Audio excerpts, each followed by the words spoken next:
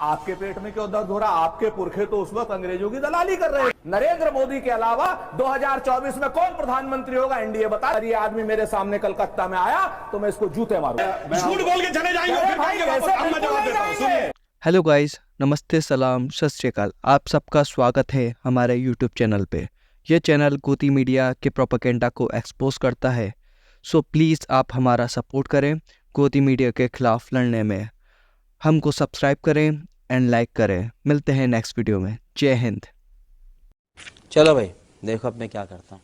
जहां पर इनका एक अमित मालवीय इलेक्शन कमीशन से पहले इलेक्शन की डेट ट्वीट कर दे, जो यहां पर झूठ बोलते हो, पूरे कानूनों को तोड़ रहे हो, उनके खिलाफ हम अपने मतभेदों के साथ सुन लीजिए पहले सुनिए ना। तेरा तो गेम बजाना पड़े।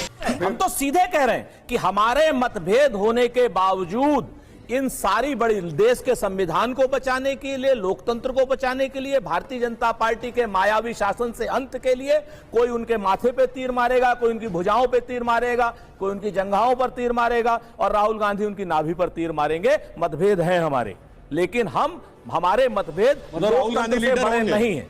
खत्म, bye bye, tata, good bye, गया। बहुत स्पष्ट। अरे आप मतलब बनाते रहिए, हमारा तो सामूहिक नेतृत्व। नाभि पे तीर किसने मारा था? हमारे यहाँ क्या सुनिए ना, हाँ बता रहे, हमारे यहाँ तो राहुल गांधी भी हैं, मल्लिकार्जुन खड़गे भी हैं, अखिलेश यादव भी हैं, क्या नाम, नीतीश कुमार भी हैं। सुन लीजिए, अखिलेश यादव भी हैं, नीतीश विपक्ष में नीतीश कुमार भी हैं, एमके स्टालिन भी हैं। आपके यहाँ मोदी के अलावा प्रधानमंत्री पद का दावेदार कौन है? एक नाम बता दो, हिम्मत हो, हैसियत हो और हौसला हो। नरेंद्र मोदी के अलावा 2024 में कौन प्रधानमंत्री होगा एनडीए बता दे। क्या बात है सर, क्या बात है सर।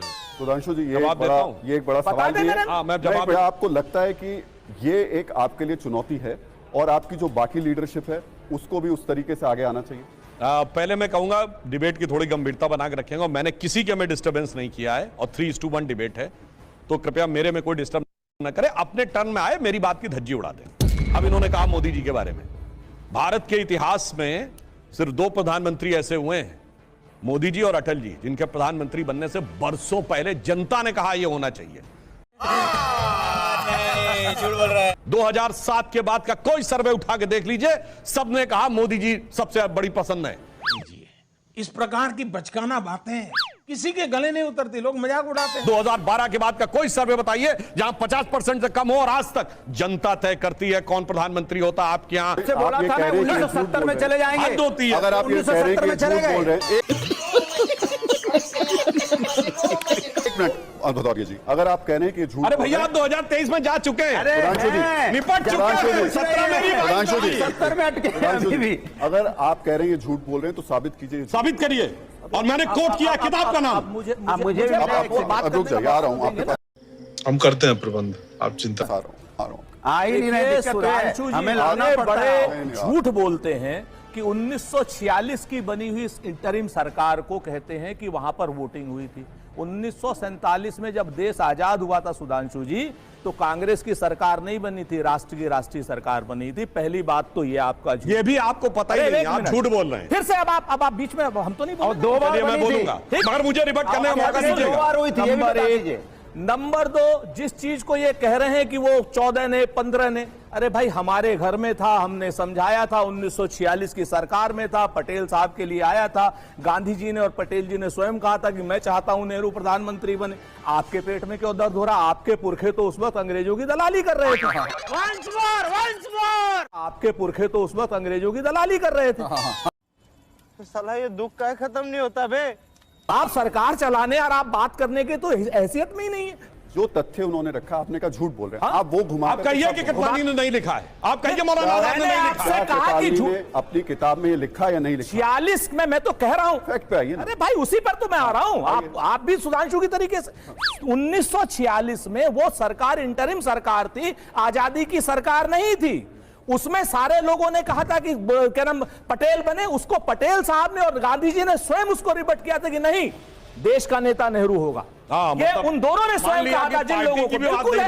उसके बाद 1948 में राष्ट्रीय सरकार बनी, जिसमें हमने श्यामा प्रसाद मुखर्जी को भी लिया उस श्यामा प्रसाद मुखर्जी को लिया जिसको सुभाष चंद्र बोस ने खुली सभा में कहा था अगर ये आदमी मेरे सामने कलकत्ता में आया तो मैं इसको जूते मारूंगा। अरे बाप रे, ये तो धोती खोल रहा है। बताइए ये बात कहाँ कहा था? बताइए, बिल्कुल कोट करिए, कहा था। हवा में नहीं, कोट करिए, कोट करिए, कहाँ कहा था? 500 जगह कोई करूंगा। कोट करिए, मैं किताब कोट करके बोलता हूँ, झूठ आप बोलते हैं। बिल्कुल बोलिए, सच बोल रहा बोलिए। हूं। और सुभाष चंद्र बोस के रहते श्यामा प्रसाद मुखर्जी कलकत्ता नहीं पहुंचे थे। आप जली ना, तेरी भी जली ना। बात आप उन लोगों के आप नेता। दूसरी एक बात, मिनट, एक आखिरी बात, सुनिए सुनिए, सिर्फ अभी 10 आखिरी बात। भाषण दे लेंगे और मैं रिबट नहीं करूंगा, उचित नहीं है। भारतीय जनता अब आप बोल पार्टी के लीजिए। लोग करते हैं 1977 में भारतीय जनता पार्टी का पितृ ऑर्गेनाइजेशन था जनसंघ, और जनसंघ ने सिर्फ सत्ता प्राप्त करने के लिए अपनी पूरी की पूरी पार्टी को जनता पार्टी में मर्ज कर दिया था। ऐसे सिद्धांत भी ये लोग आज सिद्धांत की बात करते हैं। मुझे अपने घर जाना है। मुझे घर जाना है। अच्छा, अंग्रेजों की गुलामी ये करें सत्ता के लिए ये कोई तरीका थोड़ी होता है, झूठ बोल के चले जाएंगे और फिर कहेंगे वापस। अब मैं जवाब देता हूं, सुनिए। अब आप बोल रहे थे, मैंने बीच में डिस्टर्ब नहीं किया, अब मैं बोलता हूं, सुनिए। ये सरासर झूठ बोल रहे हैं। नहीं, हम झूठ एक शब्द नहीं बोल रहे हैं, जो चाहे चेक कर ले। सुनिए ना, आप 2 मिनट में अपनी बात खत्म 2 मिनट में अपनी बात करता हूं, अब आप नहीं बोलेंगे। मार्च फिर आप दोनों के पास 1946 में कैबिनेट मिशन प्लान आया और उसमें अंग्रेजों ने कहा कि कांग्रेस अपना अध्यक्ष चुने, वही अंतरिम सरकार का प्रधानमंत्री होगा। मौलाना आजाद अध्यक्ष हम नहीं मानते कांग्रेस को। भाई हम नहीं मानते अंग्रेजों को। आप मानो अंग्रेजों को। एक मिनट, एक मिनट। कांग्रेस का समिति ने अंग्रेज सरकार के अनुसार प्रस्ताव पारित किया। हाँ, बिल्कुल सही। अप्रैल 1946 में यह कहा गया कैबिनेट मिशन प्लान के तहत हमें चुनना है। मौलाना आजाद को रिजाइन करने के लिए कहा गया और उसमें 0 वोट मिला। मैं पूछना चाहता हूं, फिर तक आप डिस्टर्ब कर रहे हैं, आपके बारे में नहीं बोल रहा, मैं बता रहा हूं। एक मिनट आपका भी होगा। आप बोल रहे थे, गलत बात है ये। और 2 सितंबर 1946 को जब नेहरू जी प्रधानमंत्री बने, किसने शपथ दिलाई? वेवेल ने। यूनियन जैक झंडे के नीचे क्वीन के नाम की निष्ठा की शपथ देकर भाषण देते अंग्रेजों की दलाली कर रहे हैं। आप जाकर इंटरनेट पे चेक करिए।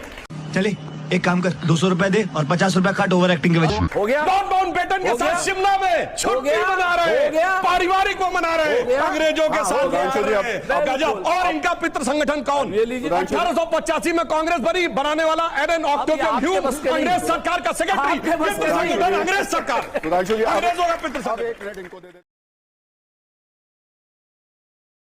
जनता माफ नहीं करेगी।